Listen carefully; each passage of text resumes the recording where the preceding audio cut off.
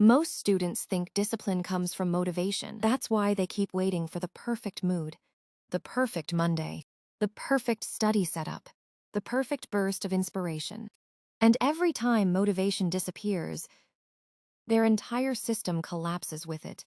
What's interesting is that many Japanese productivity philosophies approach studying from the opposite direction. They don't ask, "How can I feel motivated?" They ask, "How can I make progress even when I don't feel like it?" That tiny shift changes everything, because consistency isn't built on excitement. It's built on systems. And in this video, you'll learn a collection of Japanese methods that quietly solve the biggest problems students face today: procrastination, distraction, burnout, lack of focus, and inconsistency. By working smarter. The first principle sounds almost too simple to matter, yet it's the foundation of everything that follows. And once you understand it, studying starts to feel completely different. Kaizen is the Japanese philosophy of continuous improvement through tiny, almost effortless actions. Students fail because they make discipline feel enormous. They decide they'll wake up at 5 a.m., never procrastinate again. And for a few days, it works. Then reality hits. The habit breaks, and they end up back where they started. Kaizen takes the opposite approach. Instead of asking, "What's the biggest change I can make?" it asks, "What's the smallest action I can repeat every day?" Maybe it's opening your textbook and reading one page, solving one problem, reviewing notes for just 2 minutes. A single drop of water seems harmless.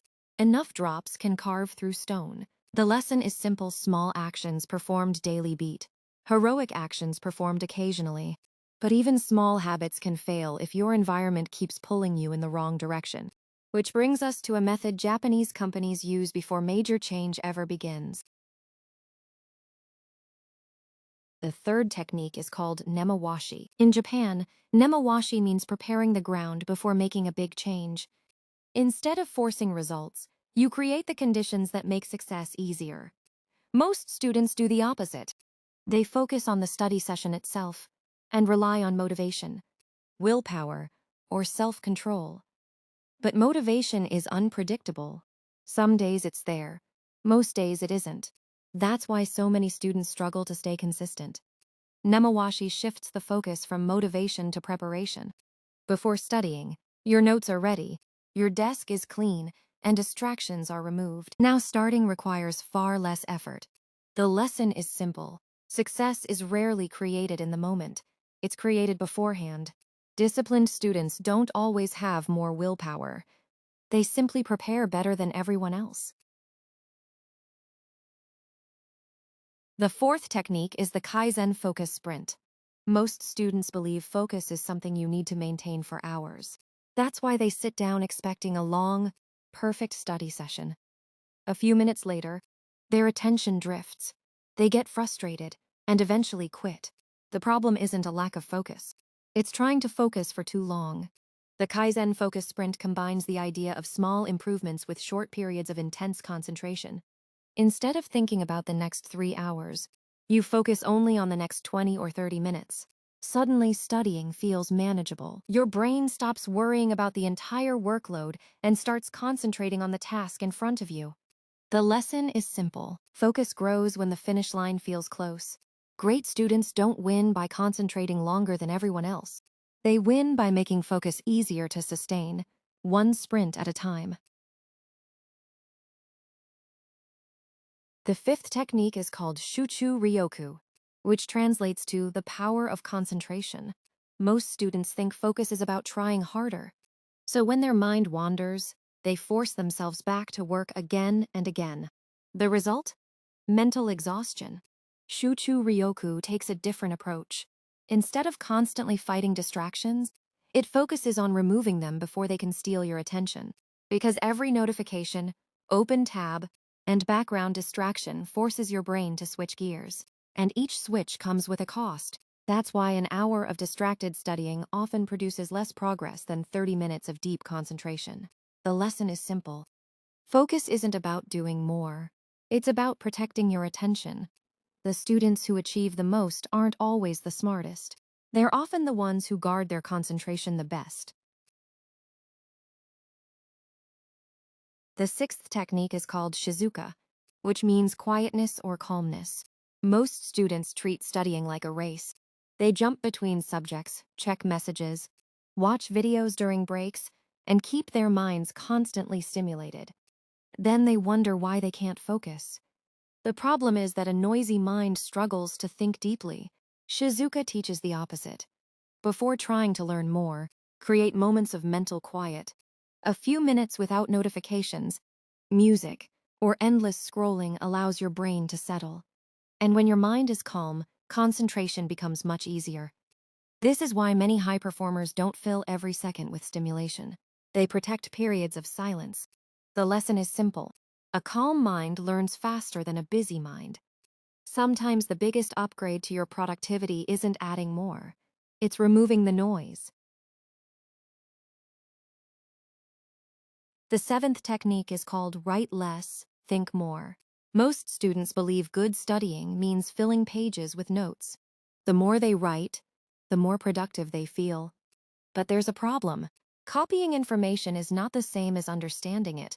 Many students spend hours highlighting, rewriting, and decorating notes, yet struggle to explain the topic without looking at them. This method flips the process. Instead of writing everything down, pause and ask yourself, can I explain this in my own words? The goal is not to create more notes. The goal is to create more understanding. When you think before you write, your brain is forced to process information instead of simply recording it. The lesson is simple. Learning happens in the thinking, not in the writing. The students who remember the most aren't always the ones who take the most notes. They're the ones who spend the most time actively thinking. The eighth technique is the Pomodoro method. Most students study until they feel tired. They keep pushing. Their focus drops. Mistakes increase, and eventually they burn out. The problem is that the brain isn't designed to stay fully concentrated for endless hours. Pomodoro solves this by working with your attention, not against it. You study in focused blocks, usually 25 minutes, followed by a short break. Then you repeat the cycle. This creates urgency without overwhelming you.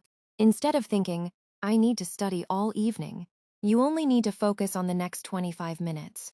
That feels much easier to start and easier to repeat. Consistency comes from managing your energy, not maximizing your effort. The best students don't study until they can't continue. They stop before their focus breaks and return refreshed. The ninth technique is called Hansei, which means self-reflection. Most students only think about their performance after a bad exam. They get disappointed, promise to work harder, and move on. But nothing really changes. Why? Because improvement doesn't come from working harder. It comes from understanding what went wrong. Hansei is the habit of regularly reviewing your actions, mistakes, and results. After a study session, ask yourself what worked, what distracted me, what should I do differently tomorrow?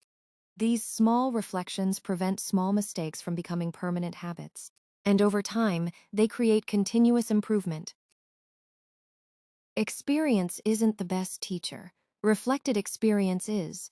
The students who improve the fastest aren't the ones who never make mistakes. They're the ones who learn from them the quickest. The 10th technique is called Kanban. Most students keep everything inside their heads.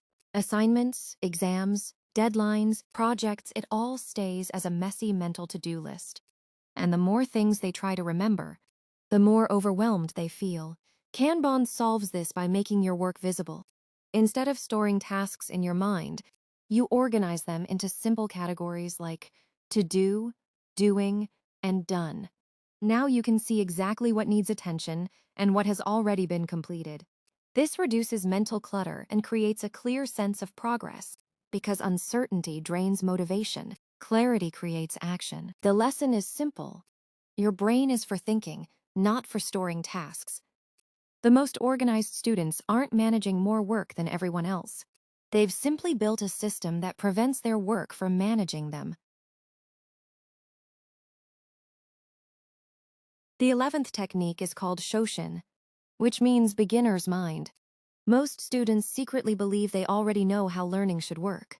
They stick to the same methods, make the same mistakes, and wonder why their results never change. That's the danger of certainty. Shoshin encourages you to stay curious, open-minded, and willing to learn even when you think you already understand something. Because the moment you assume you know everything, growth stops.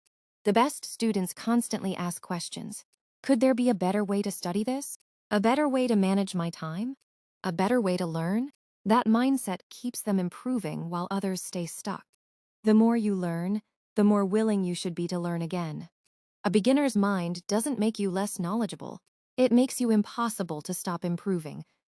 Kaizen taught you to start small. Nemawashi taught you to prepare before the work begins. The focus sprint, Shuchu-Ryoku, and Shizuka showed you how to protect your attention in a world designed to steal it.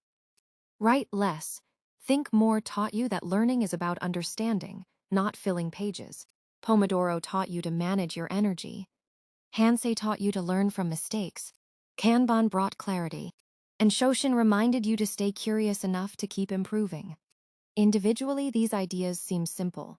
Together, they form a powerful system. Because discipline isn't one big decision, it's hundreds of small decisions repeated every day. And that's the real lesson behind these Japanese methods. Build that system, trust the process, and one day you'll realize something incredible. The disciplined student you wanted to become was created by the small choices you made when nobody was watching.